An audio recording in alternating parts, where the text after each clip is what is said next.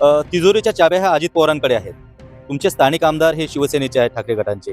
मग जर या ठिकाणची जनता पाहत असताना स्थानिकाच्या विकास कामाकडे पाहिल का, इथे विकासासाठी निधी भेटेल याच्याकडे पाहिल का, व्यक्ती बनवून पाहिल?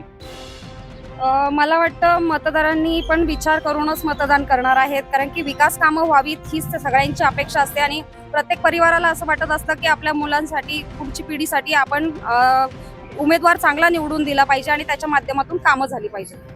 आता मुद्दा येतोय एक सगळ्यात महत्त्वाचा, की जे आता आपण प्रश्न विचारलाय, तिजोरीच्या चाव्या.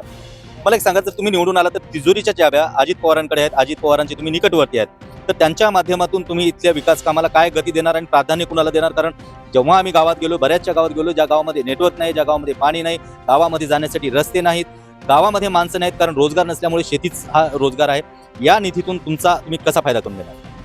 निश्चितच मला माहिती आहे की मला राष्ट्रवादीच्या माध्यमातून ही उमेदवारी जाहीर झाल्यानंतर सगळ्यांचं जे पाठबळ मिळतंय मला, आणि मी जिल्हा परिषद सदस्य म्हणून काम करायला गेल्यानंतर जरी तिजोरीच्या चाव्या अजितदादांकडे असतील असा प्रश्न असेल तुमचा, तर त्यांनी प्रत्येक वेळी विकास कामाला भर दिलेली आहे आणि दादांच्या माध्यमातून, दिलीप अण्णांच्या माध्यमातून विकास कामांवरती प्राधान्य देऊन काम करणार आहोत. आणि जर आपल्या राष्ट्रवादीचा उमेदवार निवडून दिला तर निश्चित आम्हाला चांगला निधी आणता येईल, याच्यावर मी काम करेन. पण आपण काल पाहतोय की बऱ्याच ह्या 2-3 दिवसामध्ये एक महत्त्वाचा मुद्दा पाहिला की येथील जनतेला विकास काम होईल का नाही, त्यापेक्षा हे तिन्ही उमेदवार आमचे नातेवाईक आहेत असं त्यांचं मत आहे.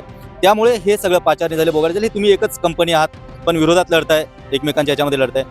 काय वाटतं, तुमच्या ज्या परिसरातील वोट जो आहे तो नातेवाईक म्हणून डिवाइड होईल का विकास कामाकडे लक्ष देईल? नातेवाईक पाहण्यापेक्षा विकास कामांकडे मला वाटतं प्राधान्य दिलं पाहिजे.